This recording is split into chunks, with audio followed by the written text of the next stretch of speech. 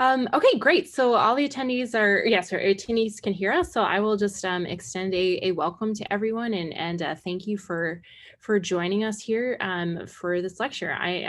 Before I introduce Andy, I just want to share that I am really excited to hear her talk, and I haven't had the chance to meet her in person. We were just talking about how we've only had a chance to meet from Zoom, but I do know that she's a very nice person, and I'm really excited to hear about her work. So yeah, without further ado, I'll start with her intro. So Andrea Moon, or Andy Moon, is the current Wallace Herndon Smith Distinguished Visiting Fellow faculty here at Sam Fox, where she teaches ceramics. Andy grew up in Northwest Ohio, where she attended college at Bowling Green State University, where she received her Bachelor of Fine Arts in Three-Dimensional Studies. In 2009, Andrea completed her MFA in ceramics and a secondary MFA in sculpture at Texas Tech University in Lubbock, Texas. Among teaching ceramics at various institutions, Andy Moon has participated in national workshops and exhibits nationally and internationally.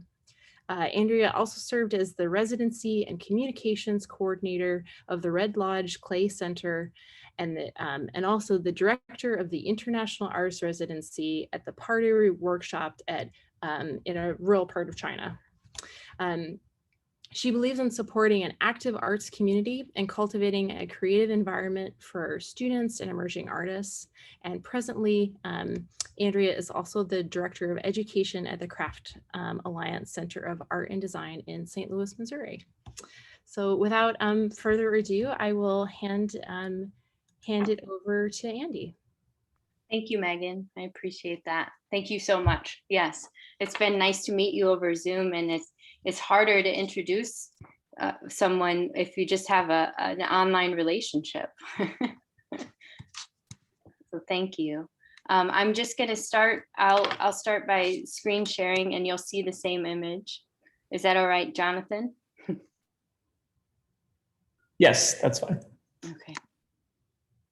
Thank you.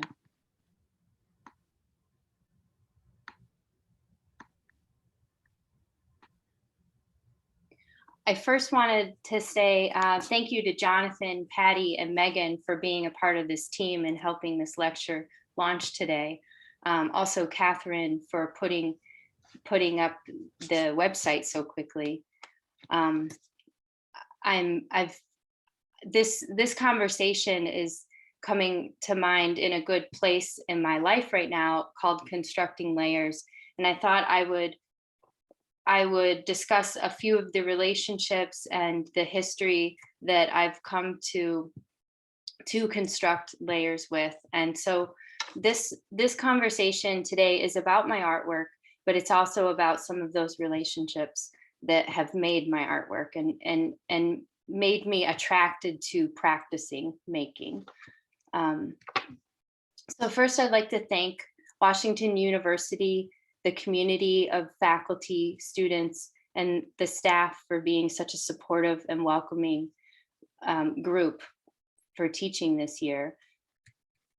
I'd also like to extend my gratitude to Craft Alliance for being an organization, and for Craft Alliance, my colleagues at Craft Alliance for being in support of me teaching outside of the walls of Craft Alliance.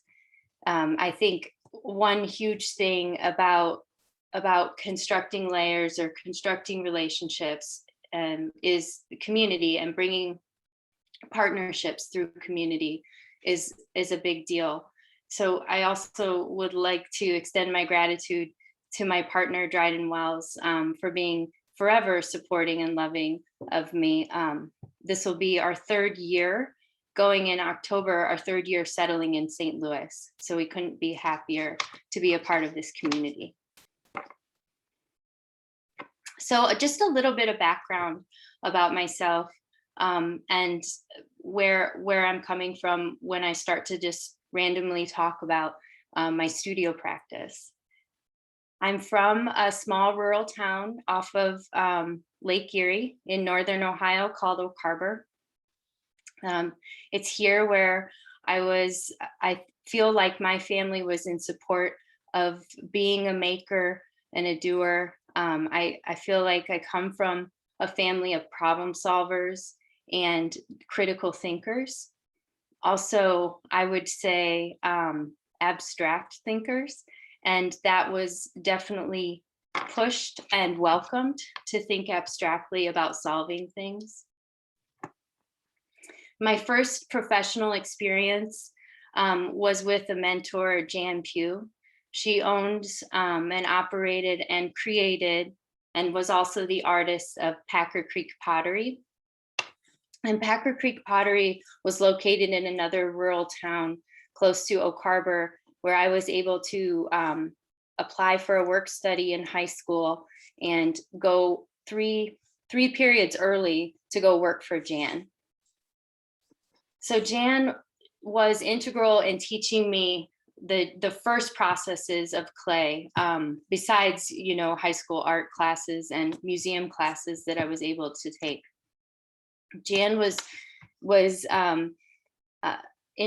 integral in introducing clay processes like the ram press, slip casting. She worked completely with maiolica pottery, which is a traditionally Spanish or Italian way of working with tin glaze on top of earthenware. And so I learned a lot. I learned a lot about repetition. I learned a lot about the consumer in business and art. And I also learned maybe that I wanted to try to be a ceramic artist. And being a ceramic artist is a hard, I would say it's a hard definition to say, to make it, to say that you're going to have a career at being a ceramic artist, which is where I feel business and art comes into play a little bit more vaguely as being a part of my everyday practice.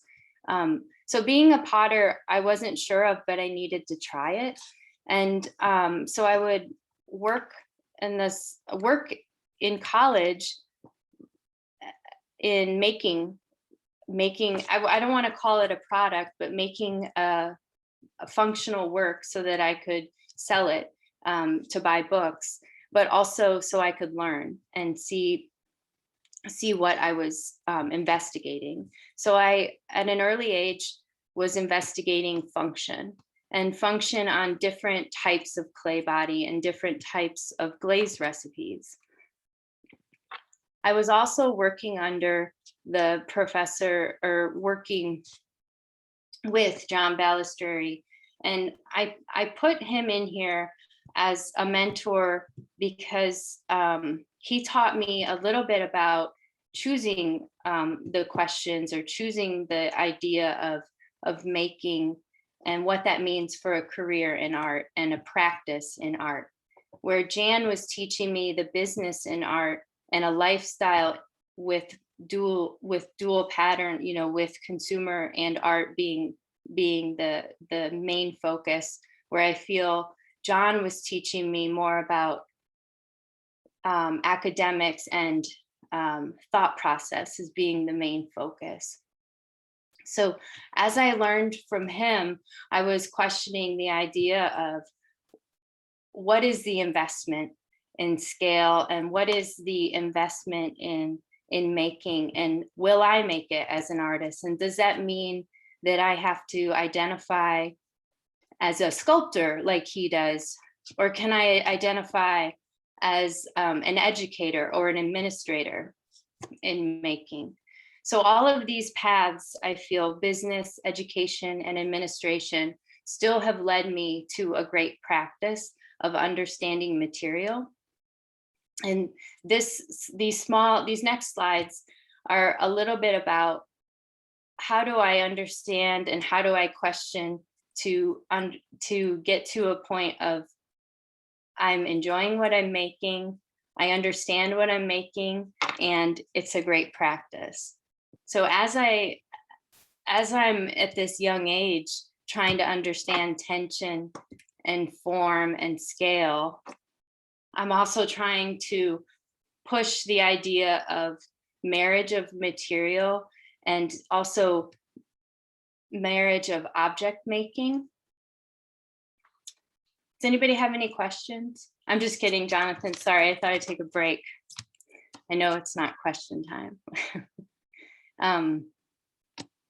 So object making is a scary thing, because you point to what a thing is, or you're pointing to an idea that you are invested in, maybe not the viewer. So you're putting yourself out there in a way that is a delicate, a vulnerable experience for the viewer and for you to be exposing your human condition.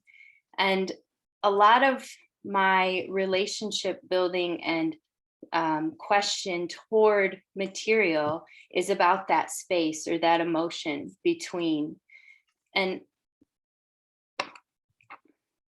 I still look at these artists, but these artists I was looking at as I was learning how to make and what to make. I was invested in understanding what's behind the eyes of the maker, and what is so interesting about the human condition, or the relationship between an object and the human, or the relationship between the act of using an object. So I dabbled a little bit in figurative work and mixed media, and trying to understand clay through different materials. Also understanding what it means to sketch out ideas and work through ideas as just a maker, a questioner of self. If I'm creating a drawing to understand what material is, I also am creating maquettes or different casts of materials to understand objects. So I put these pieces in here to consider the relationship of confrontation. And these are pieces that help me get from point A to point B about concept and narrative in my work. These are pieces that are fragments of the human condition, or fragments of the figure that I was investigating as a part of an emotional confrontation in my pieces. I'm attracted to certain artists that are able to use the human condition to present tension. I'm attracted to writing the same way. Authors that are able to portray a space and put you in the space. And artists that understand what it's like to just have a direct confrontation, a difficult communication. And where would I stand in asking those questions to myself in my own practice in order to put out meaningful work that meant something mostly to my own investment, to continue challenging me and to force me to understand what is important about these drawings or these sketches and these objects. Are they interactive? Do I place you in them, or is it really about me? And is that selfish, or is that inviting to understand? So at this point, and I would say I'm still attracted to and inspired by Alice Neal, even though I started looking at her, when I was 20 years old and trying to identify with what was behind the subject, what was the emotion behind the subject. And Martin Puryear presents a very different what's behind the subject. But I feel like, as a person being attracted to both types, the human condition and then just pure formal repetition, is important to recognize. And so the same way Martin was able, or is able, to accommodate and sort of be the expert at that material through repetition and pattern, how can I identify as clay trying to be an expert at clay, which is a silly question. If there's any clay artists out there, you know that that is silly. It's an extremely challenging material, and it pushes back, and it pushes back, and it is consistently inconsistent. And that's what is so attractive about that, because me, as the maker, I get to be involved in the human condition of the making. And I think that that's important to note, for any maker or for any problem solver that works in material. It's yes about encapsulating the question, but it's also about identifying with the negative space in between that relationship that you're creating. So I look a lot at different artists like Stephen DeStabler as well, where he's capturing that gesture and capturing a section of the body. And as that gesture, how do I capture the gesture, or do I create just structure out of the attraction of architecture? So to be built and to understand structure and how it stands over time is an amazing thing. And what am I making that would, I mean, it's definitely not the Colosseum, but the process of building for me is a challenging formal process that attracts me to making. So as I make now in 2021, I'm understanding that a lot of what I made then about the human condition, or about confrontation of emotion and empathy, is still in my work today. I think it's in my work through the spaces and the understanding of volume. I think it's in it through trying to identify with function versus sculpture. I think it's also in it through gesture and scale and confrontation of the viewer. I also think that I work hard to just create control out of chaos in my work. And as I layer and as I repeat, I'm constantly excited.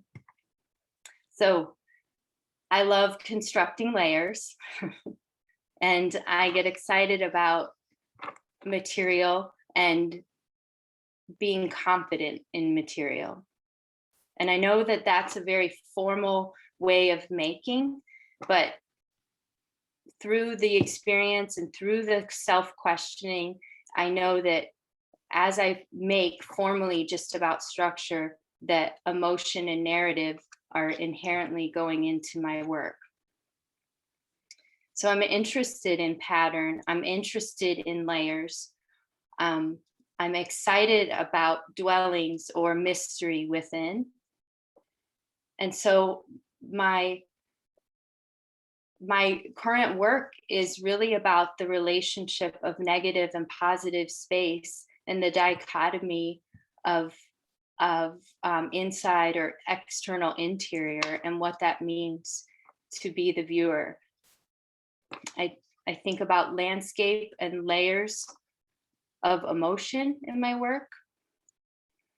I consider that function is based on pattern, and it's exciting when I can see that the repetition of pattern is functional. And I'm excited about the additive and subtractive way of living, and how the layers are involved in that. And each layer that I build out of clay, I hope grows and continues in this repetitious way, the same way that, you know, these photographs can be captured. I hope to sort of capture that moment in my work formally. And I hope I didn't go too fast, but you can find me at andrealmoon.com. And I'm certainly happy to reach out if you have questions. If there are students out there that are listening, this talk could expand. I have an all programs talk where I was able to do different residencies and teach at different places that I'd be happy to share certain things beyond this talk. So thank you so much for joining me. I go too fast.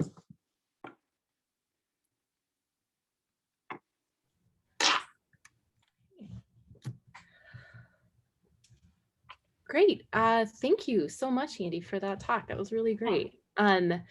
Yes, so if we can take a few questions, maybe. If anybody's got a question, maybe we could put it in the chat. Thanks, Megan. I forgot to make my list of jokes that I had here, but that would have kept us an extra 10 minutes.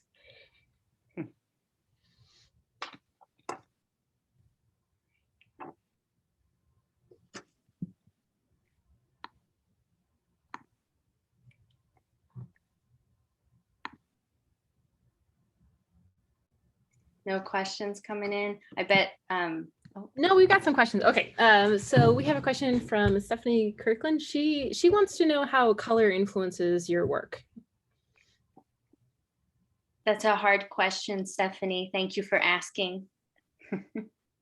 Currently, I just made that connection with color with that landscape image versus the glazed image that I showed. But I have the dream of being an expert Aribe surface creator, but I'm not. So I'll say that color influences my work. I like to keep it plain because I want to understand how the form and the surface can connect, and hopefully that they aren't competing with each other. So color comes to play very gently in my work, and I have a very hard time with surface. So choosing like a black clay body and then covering it in red glaze is a scary move and maybe too loud, but it informs me through I would say more formal properties and a visual aesthetic, like pleasurable properties over conceptual symbolism, if that answers your question. Great. Okay, we have another question from Alexis Gregg, who would like to know, how did your time in China influence your work? That's another hard question, Alexis. It influenced my work, I would say, through relationships, community, and experience. I'm excited to dive into Sansai glazes. I'm excited to identify my work as a larger in scale and more structural because I saw it in China. I saw what could be done with certain materials. So I would say it influenced me.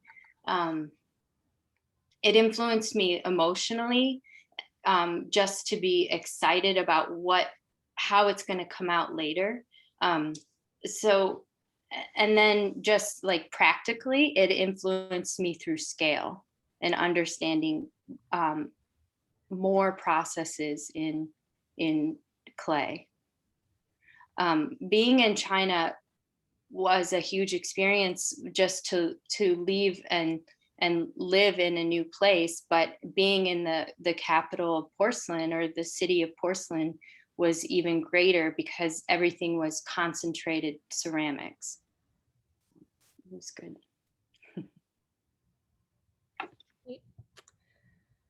Okay, so Sandy is wants to just echo that this was a wonderful talk, and she really enjoyed seeing your ceramic background or your ceramic work and hearing about your background. And her question is, how do you see your work of layering evolving into another body of work? Um, so I was thinking about that, Sandy, as I was looking at those images of at the very end, the newer sort of just pattern sections of work, and the very last image of the pattern, uh, it's a brick road or a brick walk from Italy where the bricks are turned, the 9-inch bricks are turned right side up, and they're put in and placed in to build.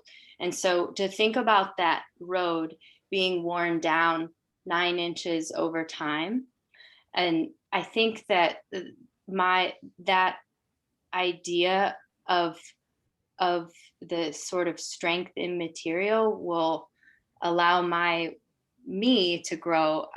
So though I guess the way I'm thinking of growing is through different form and different parts, possibly some different materials.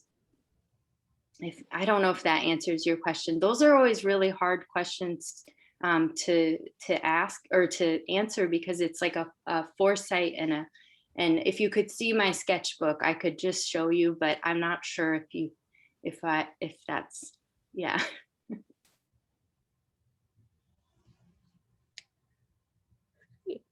I don't know if that answers the question, Megan.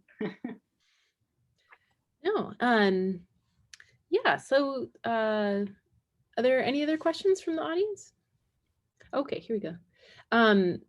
Yeah, so this is a question from Stephanie, who says it's really powerful to see through clay your head and your emotion.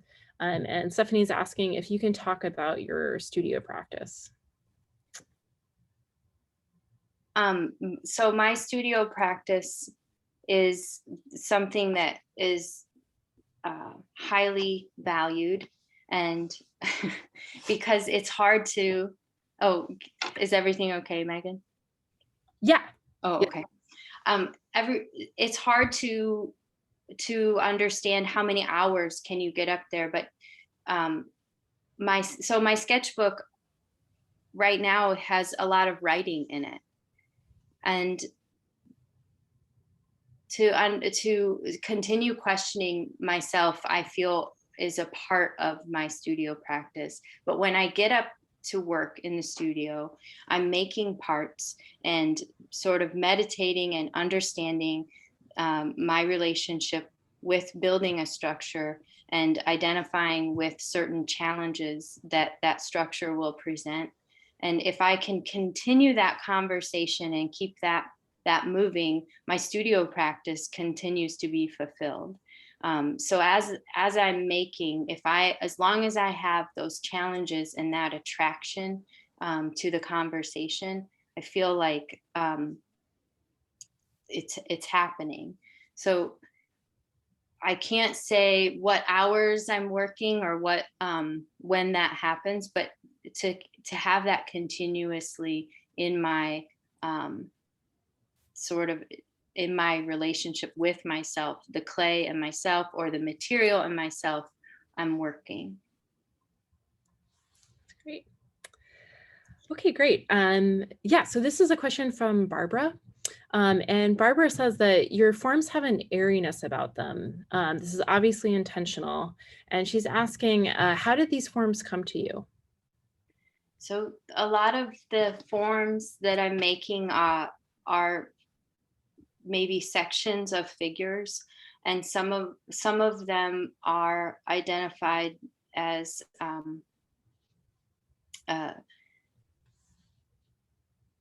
I would say just pure attraction to volume, or the idea of challenging volume with material. So as they become as I make them, they are arid, and that is one of the big challenges of building with clay and building in parts. And I think the what is really exciting, and maybe this isn't very exciting for this panel, but is touching the clay at the just the right moment for it to adhere to its part or its counterpart, and building with it in a way that you're not interrupting it. And I think that that is where me, if I'm building and not interrupting it, that's part of the arid part or the bouncy part that I am trying for. So I'm thankful you said that. Okay, great. This is a question from William. And William says, your work from the 2000s was mostly more representational multimedia sculptures. And he's asking, did you gradually move into your recent voluminous coil ceramic work, or was it more of a sudden shift? William, it was not a sudden shift. It was a gradual shift. And it came from the idea of trying, and I'm just going to really be honest in black and white. I work a lot, and I work a lot as an administrator, as an educator. So my work had to fit into my studio practice, had to fit into my daily. And so making in parts was a way, and still is a way, that I can sort of set it and forget it and come back and continue. So it's a way, so it happened over time as I got busier and busier. And the repetition, though, and the pattern, and the object, the representation of object making is still within me. So how does that come out then in form? And so I look at each one of those parts that I'm making as sort of a meditation or a thought of space that I'm putting back in. So I find them to have a relationship just through my act of making. That's great. Okay, this is a question from Jill. So Jill says, I'm curious about what aspects of the human condition strike Andy most. What relational observations in life is she most curious about right now and investigating with her forms? Thank you, Jill. I'm sure we'll answer that later. No, I'm just kidding. I'll answer it. So I think I'll have to reread that. So the question of, yeah, I'll break it. She's got kind of two, so we'll start one. So she's first starting out asking about what aspects of the human condition strike you most. The aspects of the human condition that strike me most are the sort of the hidden secrets, and I feel like people regard those as disabilities or vulnerabilities within themselves. And I think that those are the most beautiful and the most confrontational.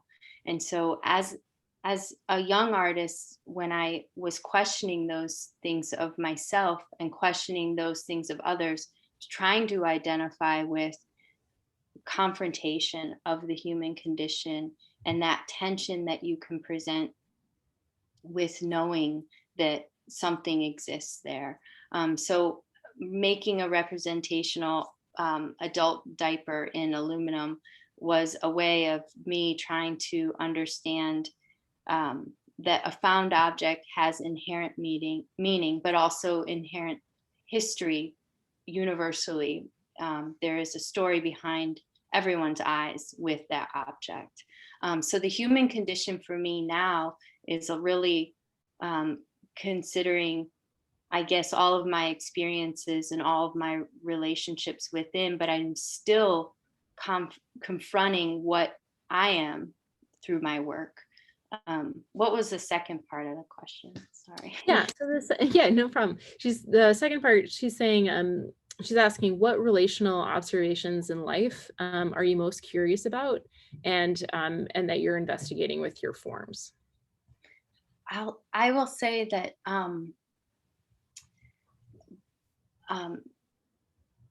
internal and external spaces, and that being a little bit of investigating control versus chaos within myself or within form.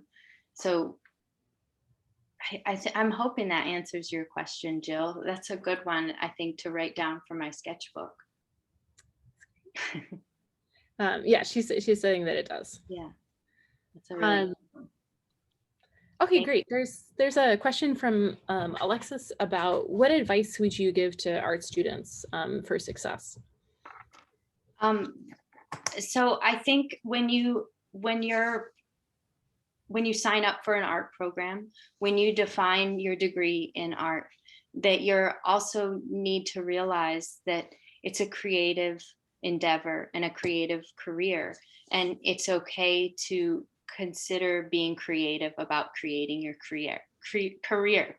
That's a and I say that because there isn't a very direct path, and experience and understanding practice comes to you through time, and you to push your work is also it's also an organic thing. You can't really force yourself to get there. So the experiences that you can acquire along the way will help you.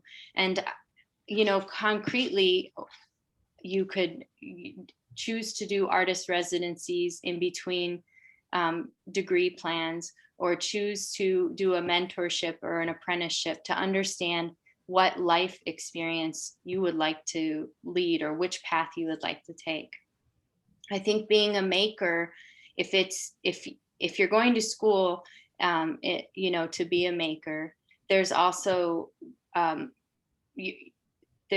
it's also should be instilled in you that you're not giving that up. So you're always going to be a writer, or be you're always going to be working in your practice. So how do you serve that every day, and how do you serve yourself to be in the studio daily after your work? Or how do they merge? My paths have merged, and I'm able to be supported and represented as an artist, but I'm also able to teach, and also able to be an administrator of an organization that allows the conversation to always be present.